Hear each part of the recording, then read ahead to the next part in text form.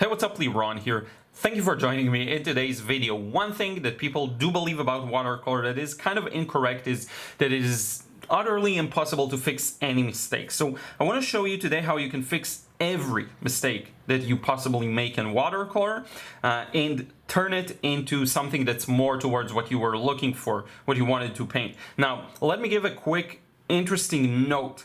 To me, painting is not binary. It's not you succeed or fail. There's always in between. So what I'm attempting to do by fixing those mistakes is to push whatever I want to correct a bit more in the direction I want it to go. So if you can be 20% wrong instead of 50% wrong, that's a huge improvement to me. So don't expect this to be a perfect solution and that's it and you fix all of your mistakes. Look at it more from the angle of how can I push this to be a little closer to being accurate. I think that's a very healthy way of looking at it. So with that, let's look at our tree of possible options. Okay, I want to go through this and it's not as graceful, but it's fine. It's still, at least you understand. So fixing mistakes, there are two possible scenarios. One, you catch the mistake on time, meaning while the paint is still wet, and two, you catch the mistake when it's too late and the paint is fully dried, or it's like 90% dry and you can't touch it anymore. So what happens when you catch the mistake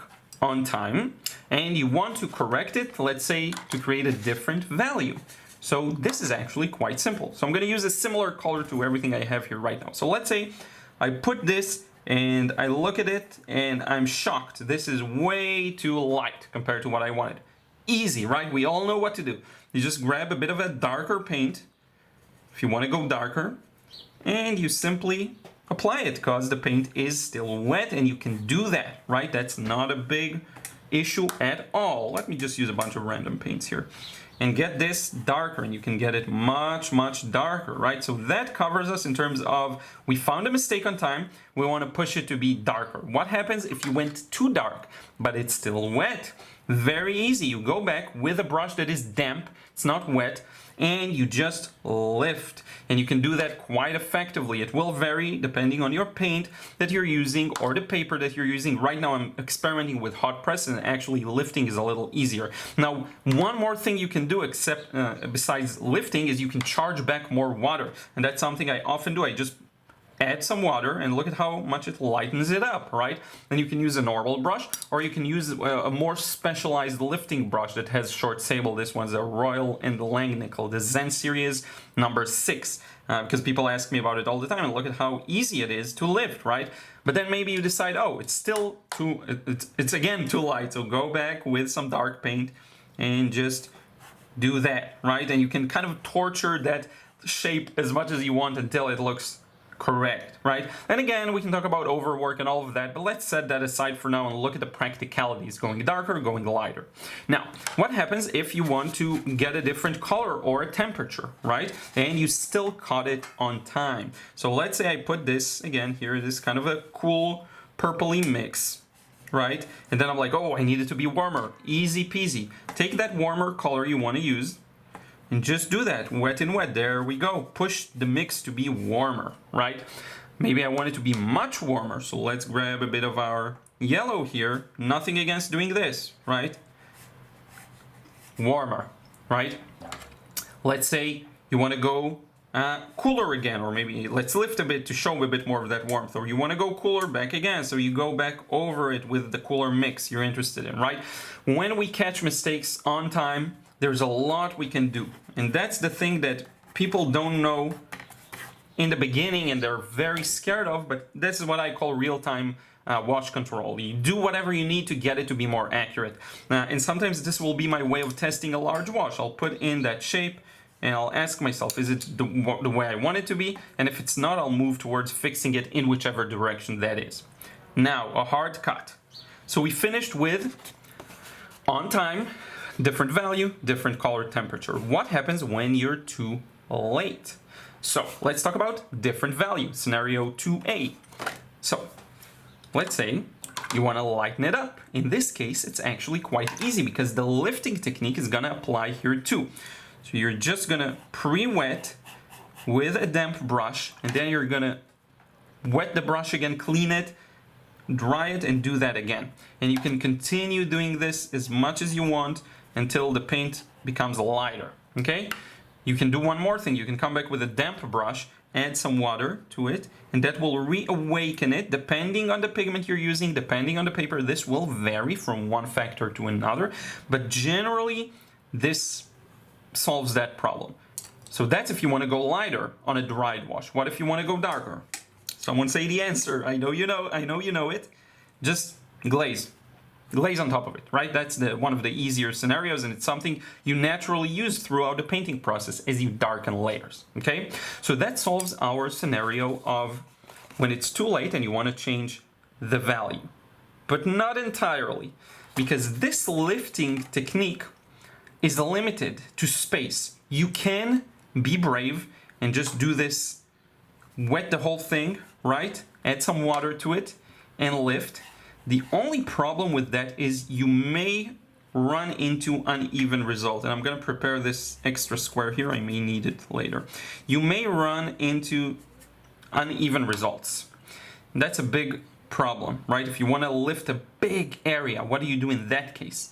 Solution is possible again. How do you do that? You use opaque paint, okay? So I'm going to use some of my kind of buff titanium equivalent, which is John Brilliant, and I'm just going to add it here, and I'm just going to use it like watercolor. I'm going to dilute it with water, but not too much water. And look at what I'm doing.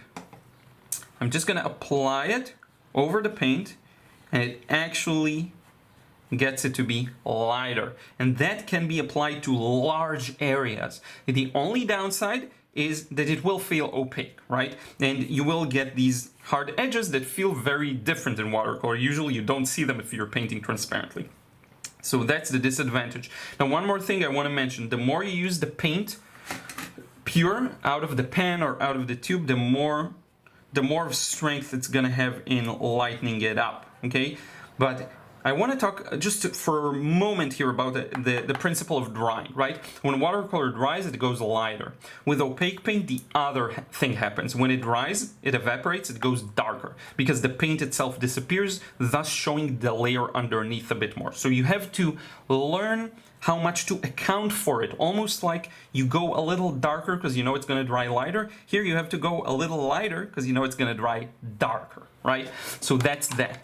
Now that covers everything in terms of different value. You want to lighten up a small area, you lift. You want to darken whichever area, you glaze. You want to lighten up a big area, you go with opaque paint. Okay, now let's say you want to do a different temperature, right? So you have this mix here that's kind of neutral. Let's say I want to push that and it's almost dry, or even this one. Let's say I want to push that to be warmer. Same principle. I'm going to use my opaque paint and I'm going to mix it with the color I want. In this example, it's a yellow, right?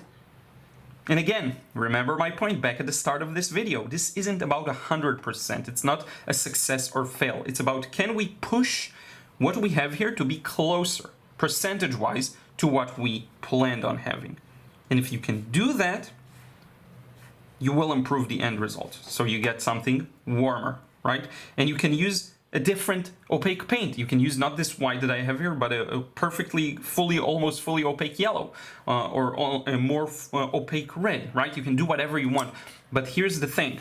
With this, you can fix any mistake. Again, if you catch it on time, you get this. If you're too late, you have these options for you. And the better you become, just like any other technique, the better you become at using opaque paint, the more even result you can get. It is possible. It's something I've greatly improved in my skills recently, and you can do that too, okay? Don't think of opaque watercolor paint as this sin that you cannot, this thing you cannot use, right? You can use it, you can improve your skills with it, and you can, by doing that, lighten up pretty much everything. Now, I personally am really attracted to the look of transparent watercolor, so I'm going to keep this technique to a minimum. But very often I will see paintings that look wonderful, that have a lot of opaque paint, usually with grass, a lot of opaque grass that almost looks like gouache. If you're into that, that's great.